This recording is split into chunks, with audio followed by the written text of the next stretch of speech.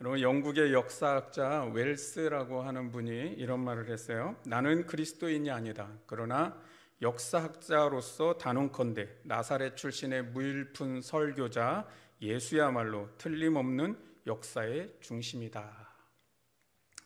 여러분, 그래서 영어의 역사가 히스토리잖아요. 그거를 이제 누가 그렇게 얘기하죠? 히스 스토리, 그의 이야기다. 그분의 이야기라는 거예요.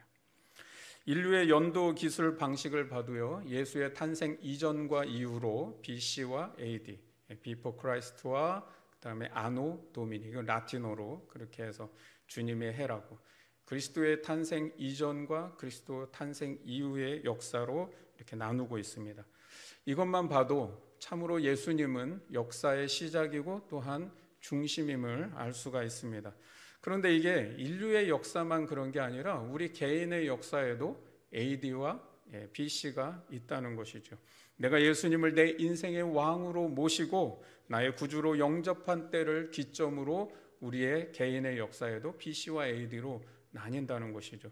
여러분, 내 삶에 내가 왕이 되어서 내가 원하는 삶을, 또 나 자신만을 위한 삶을 그렇게 살아왔던 예수 이전의 삶이 있다면 정말 내가 예수 그리스도를 영접하고 예수 그리스도를 왕으로 모시고 내 삶의 주인으로 모셔서 그분을 위한 삶을, 왕을 위한 삶을 살아가는 것이 바로 예수님 만난 이후의 삶, AD의 삶이 될 것이죠.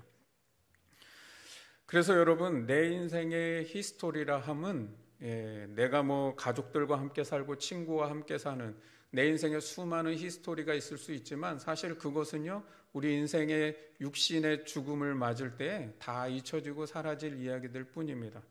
그러나 진정한 내 인생의 히스토리는 뭐냐? 예수와 함께 살아간 인생이라는 거예요. 여러분, 내가 죽어도 영원히 계속될 히스토리가 있다면 그것은 예수와 함께 살아간 이야기입니다. 그 이야기는요, 우리가 죽어서 천국에서도 주님과 함께 영원히 그 이야기를 나눌 수 있는 스토리라는 거예요.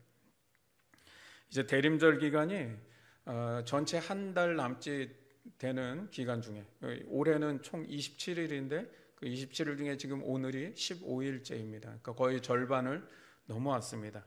여러분, 이 대림절의 남은 기간, 인류의 역사에도 그리고 우리 개인의 역사에도 그 역사의 시작이요 중심이 되시는 예수 그리스도의 탄생이 어떤 것인지를 한번 우리가 이 말씀을 통해 나누면서 이 성탄을 어떻게 준비하고 맞이해야 되는지, 성탄의 은혜를 받은 또 예수 그리스도를 모신 우리의 삶이 어떻게 살아야 되는지를 함께 결단하는 시간 될 수 있기를 주님의 이름으로 축원합니다. 그러면 이제 이 신약 성경의 가장 처음이자 또 복음서의 첫 시작인 마태복음 1장을 한번 보는데요. 이상한 게 있습니다. 우리 생각에는 누가 탄생했다고 하는 탄생을 기록하고 그 사람이 어떤 사람인지 그 사람에 대한 이야기를 하는 게 어떻게 보면 자연스러운 역사 기록이라고 볼 수 있겠죠. 그런데 성경은 그렇게 기록하고 있지가 않다는 거죠. 먼저 족보를 언급하고 그 족보에 있는 예수가 어떤 사람인지를 그 이후에 탄생을 기록하고 그가 했던 일들을 기록하고 있다는 것이죠. 왜 그럴까요? 왜 족보로 시작을 열고 있을까요? 그것을 알기 위해서는 우리가 마태복음이 왜 기록됐는지 마태복음의 배경을 좀 알아야 될 필요가 있는데요. 로마가 기독교를 공식적으로 박해를 하던 때가 네로 황제 때부터입니다. 그러니까 그 전에는 사실 그렇다한 핍박이 없었고요. 또 있어도 공식적이지 않았습니다. 그러나 공식적으로 로마가 이제 기독교를 박해하기 시작한 게 네로 황제 때부터인데, 이전에는요 또 기독교와 유대교를 그렇게 구분하지 않았습니다. 그냥 유대교에서 나온 게 기독교 아니야? 이렇게 그냥 같은 뿌리로 또 같은 것으로 이해를 했었죠. 그러나 이제 네로 황제 때부터는 기독교와 유대교는 다르다라고 이제 그렇게 구분짓기를 시작했습니다. 그러다 보니까 기독교인들은 박해를 받아도 유대교 사람들은 아무런 박해를 받지 않는 것이죠. 따라서 그리스도인들 중에는 유대인 그리스도인들이 있었습니다. 이 사람들은 이게 가만히 보니까 자기들은 이 신앙 때문에 박해를 받는데 유대교인들은 아무 박해를 안 받거든요. 그러니까 어떤 마음이 들어요? 점점 유대주의로 다시 돌아가고 싶은 마음이 든다는 것이죠. 또 이방인 그리스도인들 중에서도 기독교 신앙으로 박해를 받다 보니까 차라리 유대교를 믿는 게 낫지 않나라고 마음이 흔들리기 시작한다는 거죠. 그러다 보니 이 공동체 안에 유대인 그리스도인들의 신앙을 다시 한번 붙들어주고 또 이방인 그리스도인들이 믿음이 흔들리지 않도록 하기 위해서 쓴 것이 바로 마태복음이라는 거예요. 그래서 마태복음이 전하려고 하는 메시지를 보면 주로 다 유대인들을 위한 내용들이 있습니다. 유대주의로 돌아가려고 하는 그 유대인 그리스도를 향해서 그것은 메시아를 부정하는 행위다. 야, 너희 유대교에서 그토록 메시아를 대망해 왔는데 예수를 부인하는 것이 오히려 메시아를 부정하는 것이다. 이걸 알려주려는 거예요. 또 예수를 믿으면 너희가 그동안 믿어왔던 율법을 부정하는 것처럼 생각하는데 그렇지 않아. 오히려 예수를 믿는 것이 율법을 온전히 더 지키는 것이야. 예수님은 유대인의 왕국을 세우려 오신 게 아니야. 그것이 아니라 이 온 인류를 구원하기 위해서 하나님 나라를 건설하러 오셨다라고 얘기하려는 것이고요. 이제 예수님께서 다시 재림하실 것인데 지금 우리는 그래서 종말의 때를 살아가고 있다. 아직 심판이 남아있다라고 하는 것을 얘기해 주려고 하는 거예요. 그래서 마태복음의 처음 기록부터 마지막까지 사실 마태복음은 유대인을 의식하고 기록한 책입니다. 그래서 복음서 4개 중에 가장 유대적 색채가 가장 강한 것이 바로 이 마태복음입니다. 그러다 보니 마태복음은 다른 복음서와 다르게 그 시작을 족보로 시작하고 있다는 것이죠. 요즘은 자기소개하면서 뭐 족보로 소개하는 일들 별로 없잖아요. 그런데 이제 예전에는 자기 성씨를 말하고 그다음에 저희는 본관이 어디고요, 또 어디 공파에 누구의 몇 대손입니다 하고 이렇게 이제 소개를 한 거예요. 요즘 이렇게 소개하는 사람 없지만 뭐 불과 우리가 뭐 십몇 년 전만 해도 또 뭐 한 20년 전만 해도 어르신들께 저를 소개할 때 제가 어느 본관이 어디고 그다음에 어디 공파에 어디 누구의 몇 대손입니다 하고 이렇게 해야 좀 예의를 갖춘 소개로 이렇게 여겨졌죠. 유대인들도 마찬가지입니다. 예수님 당시에는 이 유대인들에게는 족보가 굉장히 중요했습니다. 왜냐하면 사회적인 지위와 신분이 높은 사람일수록 이 자기의 족보를 언급해서 내가 순수 유대 혈통이라고 하는 것을 언급해야만 그 사회에서 신임을 얻을 수 있기 때문이라는 것이죠. 그래서 신약 성경의 첫 시작을 마태복음은 족보로 시작하고 있다는 겁니다. 그러면 마태복음 1장 1절을 다시 한번 보시면 아브라함과 다윗의 자손 예수 그리스도의 계보라, 즉 예수 그리스도의 족보다는 거예요. 마태복음 1장 1절은요 마치 창세기 1장 1절의 말씀과 비슷합니다. 그렇게 생각해도 된다는 거예요. 우리가 창세기 1장 1절에 태초에 하나님이 천지를 창조하시니라 이 말씀이 만약에 믿어지면 그 이후의 성경의 모든 내용들이 다 믿어질 수 있습니다. 이런 말을 하죠. 마찬가지입니다. 이 마태복음 1장 1절에 아브라함과 다윗의 자손 예수 그리스도의 계보라 이 말씀이 믿어지면요 이후의 복음서의 전체 모든 것이 다 믿어질 수 있습니다. 왜 그럴까요? 왜 이렇게 족보의 이야기가 중요할까요? 첫 번째 이 족보가 중요한 이유는 이 족보가 예수 그리스도가 메시아가 되신다라고 하는 사실을 증명하는 가장 중요한 증거이기 때문입니다. 우리말 번역에는요 아브라함과 다윗의 자손 이렇게 해서 아브라함이 먼저 나오고 다윗의 자손이 나중에 나오는 것으로 이렇게 되어 있지만 헬라어 원문으로 보면 다윗의 자손 또한 아브라함의 자손인 예수 그리스도 이렇게 되어 있습니다. 즉 다윗의 자손이 아브라함 자손보다 더 먼저 언급되고 있다는 거죠. 그러면 좀 이상하게 생각이 들 거예요. 아니 왜 다윗이 아브라함보다 먼저 앞서서 기록되어 있지?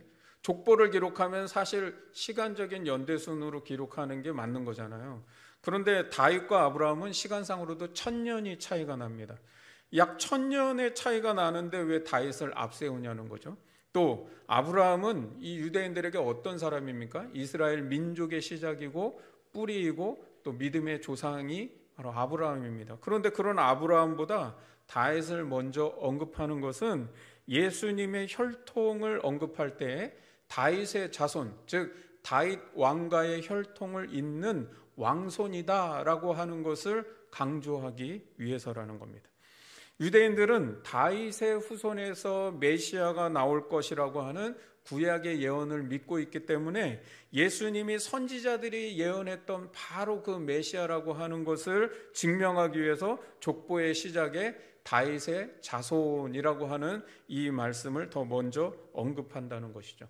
그래서 마태복음 1장 1절에 다윗의 자손이라고 하는, 그리고 아브라함의 자손이 된다고 하는 이 족보를 믿는다면 예수님께서 이 땅에 메시아로 오셨고, 또 메시아로 오신 예수께서 그 이후에 어떤 일들을 행하셨는지, 이 세상을 구원하시기 위해서 행하셨던 모든 공생의 사역이 다 믿어질 수 있다는 거죠. 그러니까 이 1장 1절이 믿어져야 복음서 이후의 모든 기록이 다 믿어지는 거예요. 두 번째 족보가 중요한 이유가 뭡니까? 고대 유대 사회는 어떤 사람을 알아볼 때요, 그 사람이 어떤 사람이냐를 알아볼 때 우리는 뭐 그 사람의 성격이나 그 사람의 말과 행동으로 알아보는 게 맞잖아요. 그런데 그 당시에는 그렇게 사람을 알아보지 않습니다. 그건 별로 중요하지 않아요. 더 중요한 건 뭐냐? 그가 어느 지파 사람이냐, 어느 가문의 누구의 아들이냐가 훨씬 더 중요하다는 거예요. 이 고대 유대 사회에서는 그 사람의 가문과 가족을 통해서 그 사람의 모든 것들을 다 알 수 있어요. 어떤 가문이냐, 누구의 아들이냐, 그걸 통해서 심지어는 이 사람이 어떤 직업의 사람일 거다, 또 어떤 행동을 할 거다, 어떤 생각을 할 거다, 미리 다 추측할 수 있을 정도로 그 사람을 알아본다는 것이죠.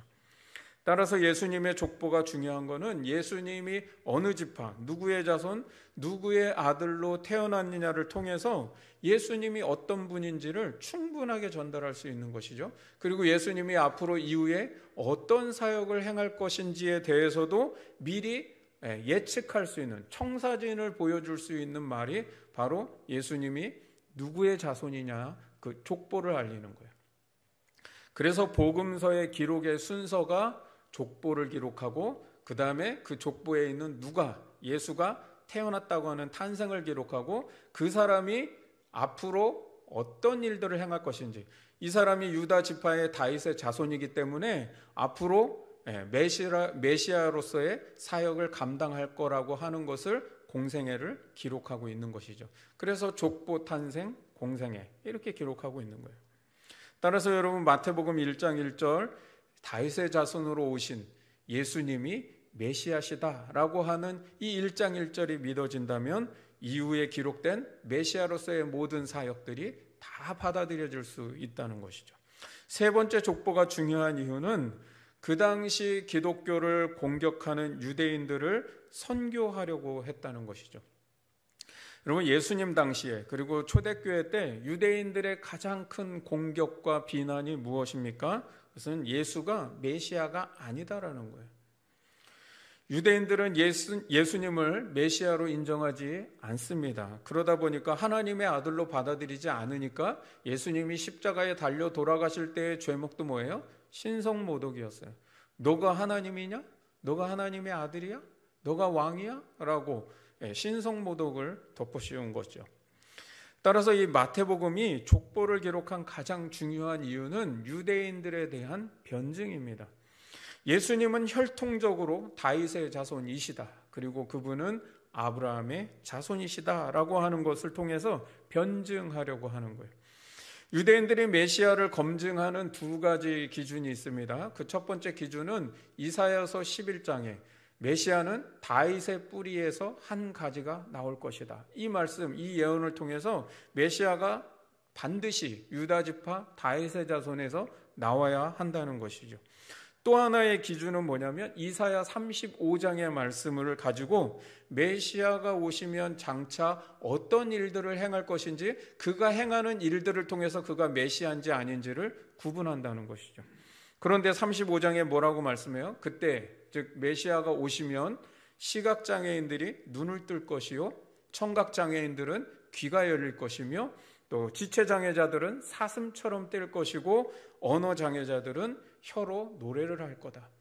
예수님 오셔서 다 그렇게 하셨잖아요, 그죠? 혀를 풀어주시고 눈을 보게 하시며 또 귀를 열어주시고, 예수님이 하신 사역을 통해서 예수님이 어떤 분인지를 말하려고 하는 게 복음서의 기록이라는 거죠. 따라서 족보가 예수님이 다윗의 자손이라고 하는 이것이 예수님이 메시아가 되시는 검증 1차 증거라고 한다면, 족보 이후에 나오는 예수님의 공생의 사역의 모든 기록들은 예수님이 메시아가 되신다고 하는 2차 검증 자료가 되는 것이죠. 그러면 이제 이 족보의 구성을 한번 좀 살펴보면 2절에 아브라함으로 족보가 시작이 돼서요, 16절에 예수로 마칩니다. 이 족보는요, 총 3그룹으로 나누어져 있어서 14대씩, 이 한 그룹에 14대씩 압축해서 기록을 했습니다. 우리가 17절 말씀을 기준으로 해서 보면 첫 번째 그 그룹의 기준은 아브라함부터 다윗 때까지 14대더라. 그리고 두 번째 구분은 다윗부터 바벨론 포로 가기 전까지 14대더라. 또 바벨론 포로부터 그리스도까지, 예수님까지가 14대더라. 그래서 14대, 14대, 14대 총 42대더라 라고 17절에 그렇게 이제 말씀을 하고 있죠. 그런데 실제 이스라엘의 역사대로 본다면 사실은 14대만 있는 게 아니에요. 그래서 마태복음의 이 족보를 보면서 누가 누구의 아들이구나 이렇게 생각하면은 오류가 생깁니다. 14대가 아니라 그보다 훨씬 더 왕이 많이 있습니다. 그런데 14대를 맞춰서 기록을 하려다 보니까 중간에 빠지는 사람들이 있습니다. 한 예로 8절 말씀에 보면 요람이 우시야를 낳았다. 이 요람은 여호람입니다. 여호람이 우시야를 낳았다 그러는데 여호람이 우시야 낳은 게 아니라 그 사이에 4명이 더 있습니다. 아하시야, 아달랴, 요하스, 아마샤. 4명의 왕이 사실은 더 있죠. 그러면 마태복음이 왜 이렇게 왕들의 이름을 빼가면서까지 14대를 맞추려고 이렇게 노력을 했을까요? 3가지 이유가 있습니다. 첫 번째 이유는 예수님이 다윗 왕의 혈통을 잇는 메시아라고 하는 사실을 강조하기 위해서라는 거예요. 이 14대라고 하는 14의 숫자가 왜 중요하냐? 이게 이제 게마트리아라 그래서 고대에는 숫자가 없을 때 그 숫자를 대신해서 쓰는 게 이제 알파벳에다가 숫자를 먹이는 겁니다. 숫자 값을 먹이는 거죠. 그래서 히브리어의 이 알파벳, 그래서 제일 처음 알렙은 1이고 베트는 2고, 영어로 본다면 A는 1이고 B는 2고, 이렇게 이제 숫자 값을 먹였다는 거죠. 그런데 다윗이라고 하는 이름의 히브리 값을 보면은 4, 6, 4입니다. 그래서 이제 14가 되는 것이죠. 그래서 그 당시에 예수님께서 다윗의 혈통을 이은 메시아라고 하는 사실을 증거하기 위해서 14대를 맞추는 거예요. 그러니까 유대인들은 다윗 이름의 히브리 값이 14라고 하는 사실을 유대인들은 다 알고 있습니다. 그러다 보니까 이 족보를 14대로 나누어 기록했다라는 것을 보면 우리에게는 이게 뭐 그렇게 큰 의미가 있나? 생소하게 생각될 수 있어도 유대인들은 척 보면 압니다죠. 왜 14대로 이렇게 했는지를. 두 번째 14라고 하는 숫자가 중요한 건 유대인들에게 14는 거룩함과 완전함을 상징하는 숫자입니다. 7이 완전수입니다. 그런데 그 완전수가 2배죠. 그래서 7, 7, 2배가 됐기 때문에 어떻게 해요? 거룩함과 완전함을 상징한다는 거예요. 그래서 1절에 이 족보가 누구의 족보라고 얘기하고 있어요? 예수 그리스도의 족보라, 계보라 그랬잖아요. 따라서 예수 그리스도가 거룩하시고 완전하신 하나님이시라는 것을 상징적으로 알려주려는 것이죠. 세 번째는 마태는요, 예수님의 족보에 자신의 공동체인 마태 공동체와 그리고 마태복음을 읽고 있는 모든 그리스도인들이 예수님의 족보의 마지막 14대 손으로 기록되기를 원했기 때문입니다. 그래서 이 14대가 중요하다는 거예요. 여러분 성경 통독하다 보면 대부분 이제 신약 성경에 딱 들어오면 마태복음 첫 판부터 누가 누구를 낳고 생소한 이름, 발음도 하기 어려운 그 이름들을 막 발음하면서 읽으려고 하니까 약간은 좀 헉할 때가 있죠. 그런데 여러분 이 족보에 만약 내 이름이 나온다면 어떻겠습니까? 아니 예수님의 족보에 내 이름이 들어간다고? 그건 굉장히 흥미로운 일이고 이 복음서를 읽을 때 조금은 가슴 뿌듯하게 읽을 수 있지 않겠습니까? 그런데 놀랍게도요, 마태는요, 이 예수님의 족보에 자신의 공동체인 마태 공동체를 포함해서 오늘날 이 복음서를 읽고 있는 우리의 이름도 여기에 넣고 싶어 했다는 겁니다. 그래서 마태복음 1장 1절을 믿는 사람은 예수님의 이 족보의 끝에서 누구의 이름을 발견하냐면 자신의 이름을 발견하게 된다는 겁니다. 우리가 성경을 읽다 보면은요, 잘 확인하고 읽지 않을 때가 있습니다. 그렇죠? 그래서 성경에 지금 14대씩 세 그룹으로 나누어져 있다고 하니까 그냥 당연히 42대구나 이렇게 여깁니다. 또 실제로 17절 말씀에 14대, 14대, 14대 그래서 총 42대더라 뭐 이렇게 말씀하니까 당연히 그런 줄 알죠. 뭐 누가 이걸 확인해 볼 절차를 안 밟았죠. 그런데 실제로 세보면은요, 마지막 세 번째 그룹에는 14대가 아니라 13대입니다. 그래서 총 41대고 한 대가 비어 있습니다. 그러면 마태가 족보를 기록할 때 깜빡 졸았구나, 실수했구나. 근데 그렇지 않다는 거죠. 여러분, 이 마태는요, 직업이 세리입니다. 세리 중에서도 세리장이에요. 오늘날로 말하면 세무서장이에요. 여러분, 세금 걷어들이는 일을 하는 사람이 숫자에 약할까요? 그렇지 않아요. 더군다나 지금 이 유대인들이 그렇게 중요하게 여기는 족보를 기록하면서 14대 중에 하나를 빼뜨려 먹고 13명인데 그거를 14대더라라고 그렇게 말을 하겠습니까? 이런 기본적인 실수는 하지 않는다는 거죠. 마태가 바벨론 포로기부터 예수님의 때까지를 13대를 기록해 놓고도 17절에 14대더라 해놓고 총 42대라고 말하는 이유가 뭘까요? 이 땅에 평화의 왕으로 오신 예수님을 모셔드리고 그 예수님을 통해서 생명과 구원을 얻어 하나님의 자녀가 되고 하나님의 백성이 된 마태 공동체, 그리고 그 당시에 수많은 초대교회 성도들, 그리고 이후에 마태복음을 읽는 모든 그리스도인들이 이 아브라함과 다윗의 자손 예수 그리스도의 후손을 잇는 마지막 후손으로, 그 14대 손으로 기록되기를 원했기 때문이라는 겁니다. 따라서 마태복음 1장 예수님의 족보의 완성은 예수 그리스도를 왕으로 모셔드리고 예수님의 생명을 얻고 그 구원을 얻어서 우리 자신의 이름을 마지막 14대 손에 그 마지막 우리의 이름을 기록하여야 완성이 된다는 거예요.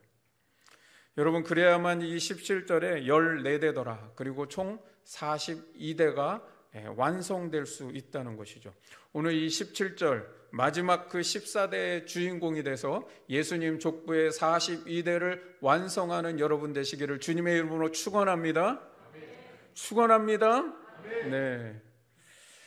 자, 이제 이 마태복음이 유대인들을 위해서 족보를 처음에 기록하고는 있는데 유대인들의 족보와는 그런데 조금 다르게 기록하고 있는 특이점들이 있는 것을 한번 살펴보기를 원합니다.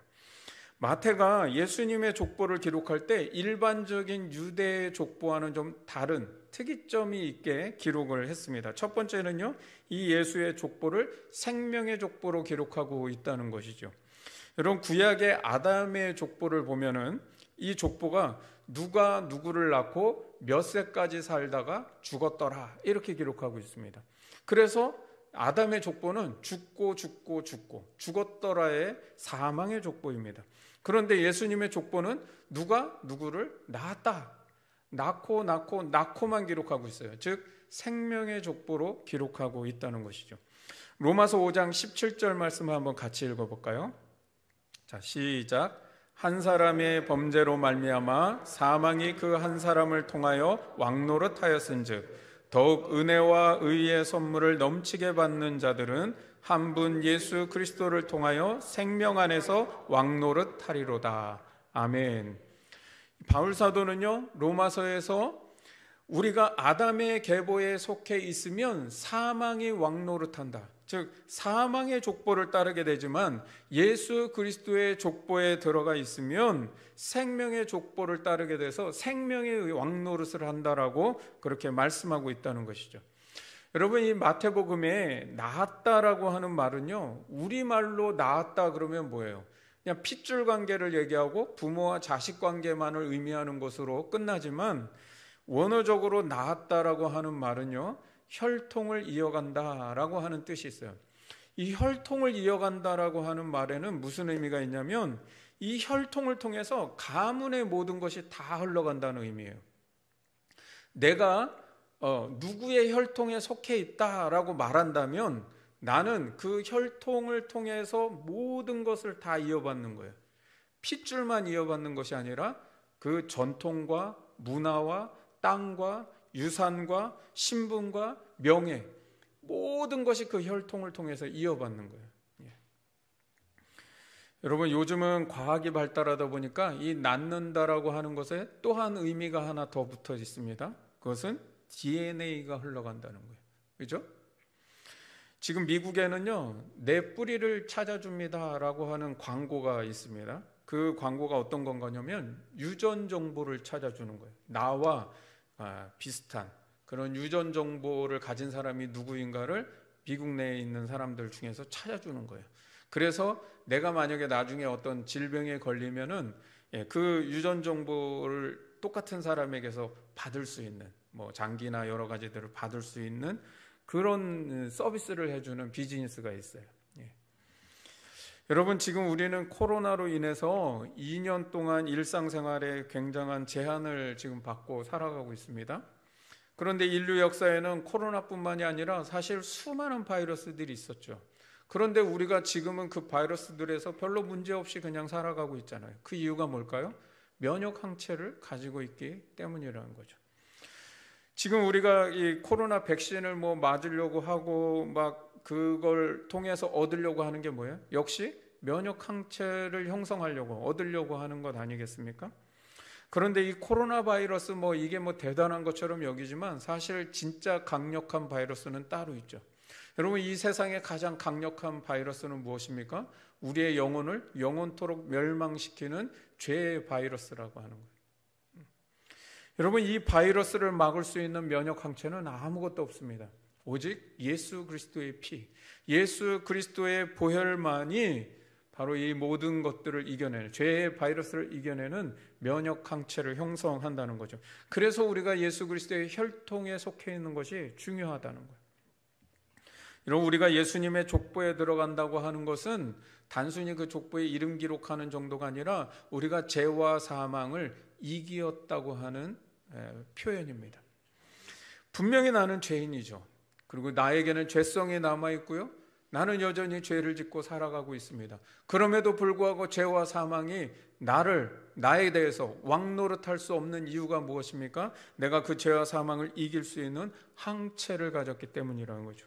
예수 그리스도를 영접하고 받아들이는 믿음이 왜 이렇게 중요하냐? 그것은 바로 그 믿음이 우리를 예수 그리스도의 혈통으로 이어주고 또 그분의 그 피, 그 보혈을 통해서 죄와 사망을 이기는 항체를 갖게 하기 때문이라는 거죠. 여러분, 우리가 아무리 죄인이라고 할지라도 우리는 그 영향력에 사로잡혀 있지 않습니다. 자유할 수 있어요. 오직 예수 그리스도의 보혈, 그분의 그 혈통이 죄와 사망을 이기는 능력이 있고 항체를 가졌다는 거예요. 여러분, 이 믿음을 통해서 죄와 사망을 이기는 삶을 살아가기를 주님의 이름으로 축원합니다. 두 번째, 예수님의 족보의 특이점은 여인의 이름이 기록됐다는 거예요. 일반적으로 유대인의 족보에는 여인의 이름을 기록하지 않습니다. 더군다나 이 유대사회는 남성 중심의 가부장적 문화를 가지고 있는데 여기에 여인의 이름이 들어간다는 건 사실 있을 수가 없는 일입니다.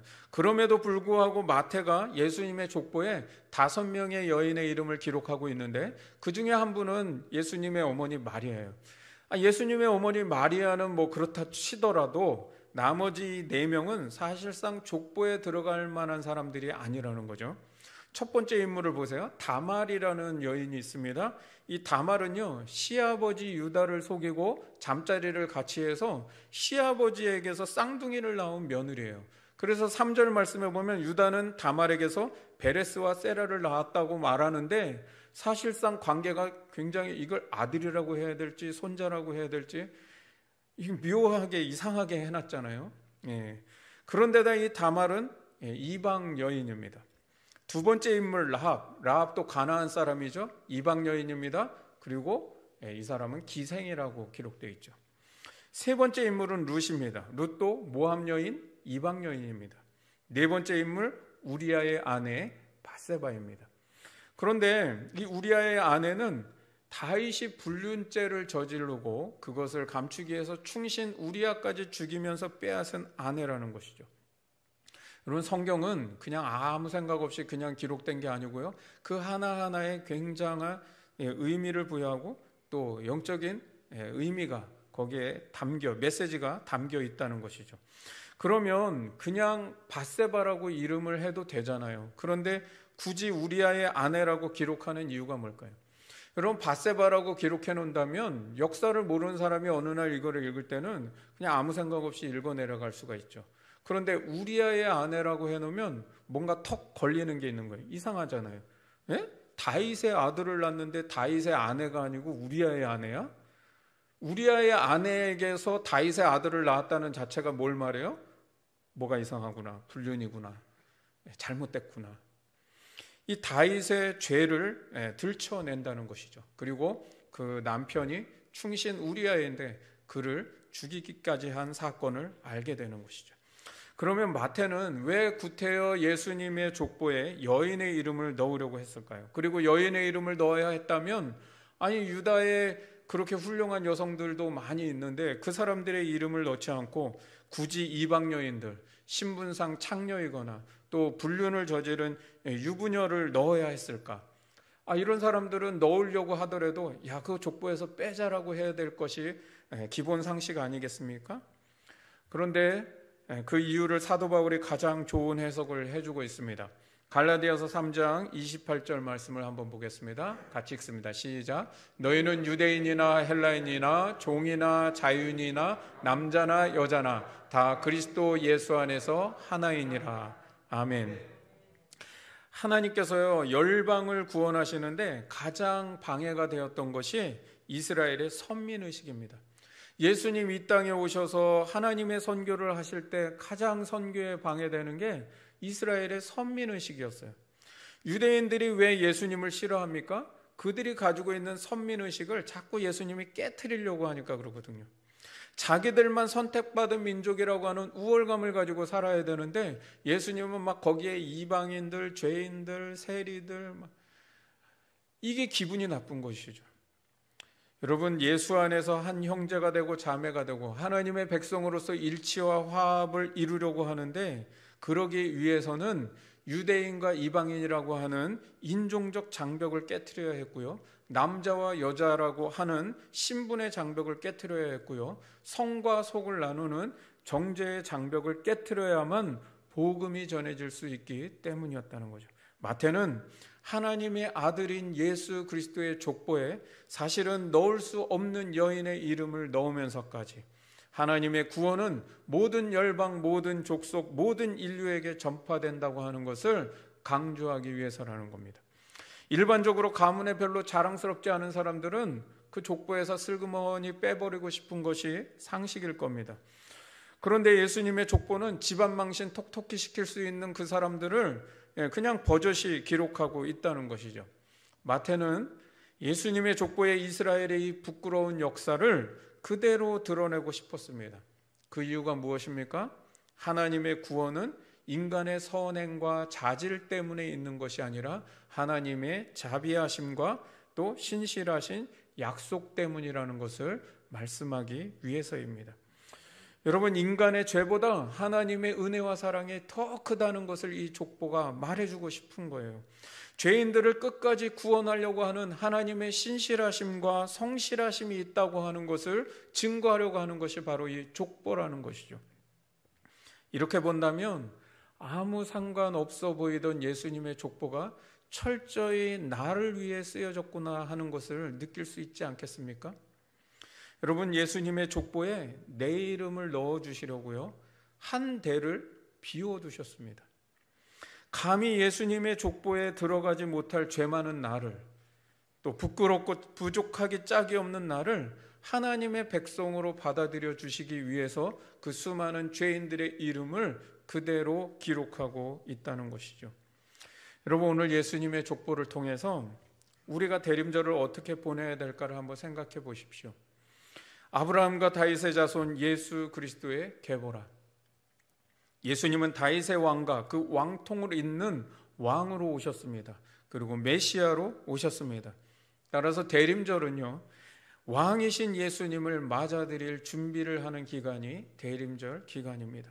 메시아를 영접하고 내가 어떻게 맞아들여야 될까를 고민하며 그 주님을 맞아들일 준비하는 기간이 대림절이라는 거예요. 여러분, 인류 역사의 죄의 역사가 다 무엇 때문에 생긴 겁니까? 사사기의 말씀이 그거를 알려주고 있어요. 그때에 왕이 없으므로 사람들이 각기 자기의 옳은 소견대로 살았더라. 여러분, 이 세상의 죄의 문제는 왕이 없는 문제예요. 다 내가 왕이 되어서 살아가는 거예요. 진정한 왕이신 예수 그리스도를 받아들이지 않고 심지어는 예수를 믿는다고 하는 우리조차도 사실은 내 삶의 내 왕좌 가운데 내가 올라서 내가 원하는 삶을, 내가 왕이 된 삶을, 나를 위한 삶을, 내가 옳다고 믿는 삶을 살아가고 있지 않습니까? 마태복음의 족보는 예수 그리스도가 인류의 진정한 왕으로 오셨다고 하는 것을 말씀합니다.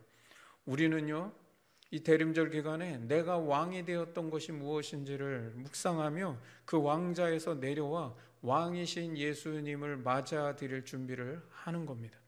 이 대림절은 왕으로 오신 예수 그리스도를 진정으로 받아들이고 나의 모든 교만을 회개하고 나를 위해 살던 삶을 이제는 왕을 위한 삶으로 내어드리는 것이 대림절의 삶입니다.